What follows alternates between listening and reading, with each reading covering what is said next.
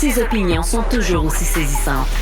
Toi, c'était pour aller courailler. C'est pour ça que t'es sorti par la fenêtre. Oui. Okay. C'est exactement pas parce ça. qu'il y avait un feu, là. Pas parce Mais qu'il y avait non, un danger. mais j'annonce officiellement. C'est vrai, les fenêtres du sol chez ma mère. Je peux sortir et rentrer par là. Voilà.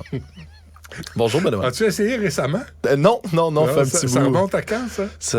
Là, oui, un petit bout quand même. J'étais un adolescent, rebelle, jeune. Anaïs Gertin-Lacroix est partie en voyage de noces, c'est ça, hein? Fait que c'est moi qui viens parler de sexe à l'émission. Tu parles de sexe. Fait que le sexe et les complotistes. Oh, Alexandre Moranville.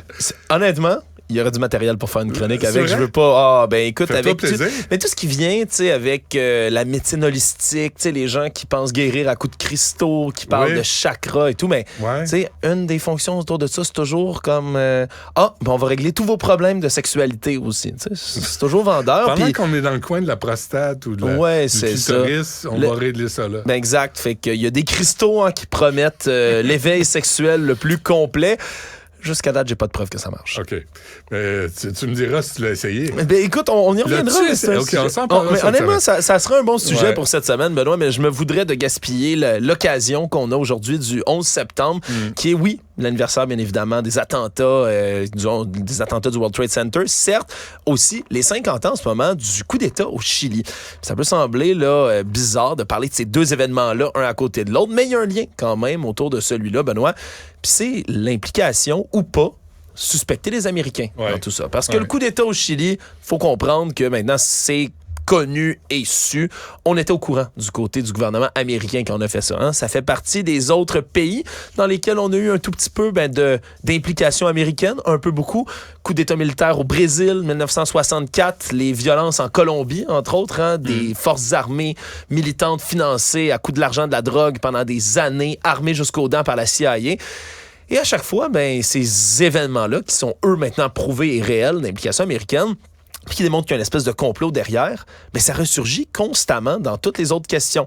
Bien évidemment, autour des attentats du 11 septembre, évidemment 2001, mais aussi autour de la mère de toutes les théories du complot, l'assassinat de John F. Kennedy. Parce que si les tours jumelles, c'est la théorie du complot de l'ère digitale. Là. C'était la toute première qui venait au moment où tout le monde avait des ordinateurs, puis contrairement à John F. Kennedy, où on a seulement un extrait vidéo qui est, lui, devenu complètement célèbre, bien évidemment, où on voit le président Kennedy se faire tuer en direct.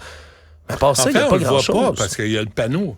Oui, mais on assiste à l'événement. Là, il y a le panneau, le Zapruder. Le film d'Abraham Zapruder. Ouais. Puis là, mais c'est parce qu'on le voit pas. On voit pas que c'est un suicide. Là. Non, là, que c'est un suicide. Là, ça, c'est sûr que ça va un tout petit peu plus loin. Mais les questions autour de l'assassinat de John F. Kennedy, c'est encore d'actualité. Puis pour preuve, c'est qu'en fin de semaine, on apprend qu'il y a un livre écrit par Paul Landis, qui est un homme âgé, 88 ans aujourd'hui, qui était lui-même un jeune agent des forces spéciales à l'époque et qui marchait juste à côté de la limousine là, du président Kennedy au moment où il s'est fait assassiner. C'était lui qui est en charge de protéger la première dame, Jackie Kennedy, entre autres à ce moment-là. Son livre doit sortir le 10 octobre prochain. Puis dans celui-là, mais encore une fois, révèle toutes sortes de choses. Ça va s'appeler The Final Witness, le nom de ce livre-là, donc le dernier témoin. Puis lui a jamais été interrogé dans la grande enquête qui a suivi l'assassinat de John F. Kennedy, dans la commission Warren. Puis la commission Warren... Il y a combien de livres qui ont été écrits sur l'assassinat de John F. Kennedy? Littéralement des centaines. Il y a des centaines et des centaines d'ouvrages décrits là-dessus. Quand on dit que c'est la mère de toutes les théories du complot, c'est littéral. Là. C'est vraiment la grande théorie complotiste. Et pour cause, Benoît, parce que si moi j'en ai débunké, comme on dit, là, certaines théories du complot, j'en décortique, j'ai invité toutes sortes d'analystes, évidemment, dans mon balado Ce n'est qu'une théorie, des experts en différents sujets pour déconstruire tout ça. Celle que je suis pas capable de déconstruire, c'est l'assassinat de John F. Kennedy. Puis ce qui est très intéressant dans ce que M. Landis va révéler dans son livre, entre autres, c'est que lui vient relancer encore une fois le débat le plus central, parce qu'il y en a des dizaines et des dizaines et des dizaines, là, des théories annexes autour de qui a tué M. Kennedy, pourquoi, comment, surtout, puis c'est toujours le comment qui nous intéresse le plus, parce que dans la commission Warren, qui est évidemment la commission d'enquête qui, depuis, là, son écriture, puis depuis que tous les volumes de la commission ont été écrits, est constamment remis en question. On découvre qu'il y avait toutes sortes de problèmes autour de Landis dit deux choses. D'abord, qu'il a entendu un coup de feu venant de, supposément, Lee Harvey Oswald au 6e étage, mais deux autres qui viennent de la butte devant. Le Daily Plaza. Mais ça, on l'a entendu mille et une fois. Là. On l'a entendu mille et une fois. C'est pas nouveau du tout. Non, la douille, par exemple. Oui, parce qu'on a retrouvé, entre autres, mais sur la civière qui a servi à transporter John F. Kennedy, on avait retrouvé une balle, puis j'oserais même dire la balle, celle qui serait venue tuer, ou du moins là, fortement amocher le président Kennedy à ce moment-là.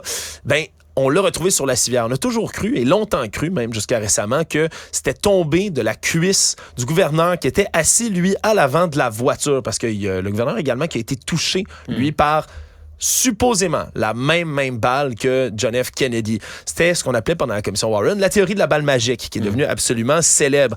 Puis là, il faut suivre un peu comment ça s'enligne, mais ce serait une balle là, qui aurait traversé dans le dos de John F. Kennedy, qui serait ressortie par sa gorge en ressortant, serait rentrée dans le dos du gouverneur Connolly en avant, aurait dévié sur un de ses os pour ressortir, venir fracturer son poignet, puis atterrir dans sa cuisse. Puis à ce moment-là, on a toujours cru que c'était tombé de la cuisse dans la civière.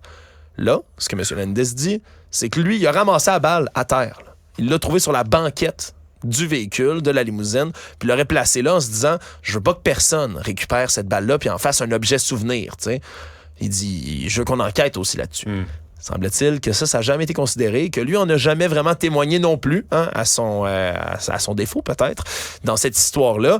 Mais ça vient, encore une fois, remettre en question la fameuse théorie de la balle magique, qui est celle qui passe, disons, le moins. C'est ce qui a été retenu dans la commission Warren. Mais c'est aussi que ça a tué tout espoir de grands changements aux États-Unis.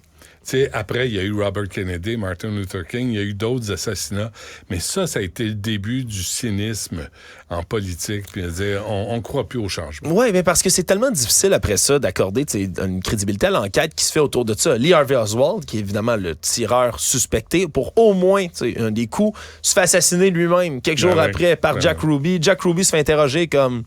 Quelques instants, on décide, procès, on le met en prison, ça finit comme ça, puis... Lui finit par mourir de sa belle mort par la suite. Il y a beaucoup de mystères encore entretenus autour de tout ça. Puis j'ai le goût de dire, Benoît, puis je parlais tantôt du coup d'État au Chili, mais c'est de la faute un peu au gouvernement américain. À force de se mêler de tous les conflits un peu partout sur la planète, de jouer dans l'ombre, de jouer dans le dos de tout le monde, de toi-même échafauder des complots, après ça, quand il arrive un événement dramatique chez toi, que ce soit le 11 septembre ou John F. Kennedy, pose pas de questions quand tu te fais soudainement suspecter d'un autre complot supplémentaire. Ouais. C'est sûr que quand ta population et le monde entier est rendu cynique par rapport à tes activités, t'as couru après un peu. On se laisse là-dessus. On va avoir la chance d'en parler toute la semaine. Alexandre Moranville-Ouellette, merci. Salut, Benoît. À demain. Cet épisode est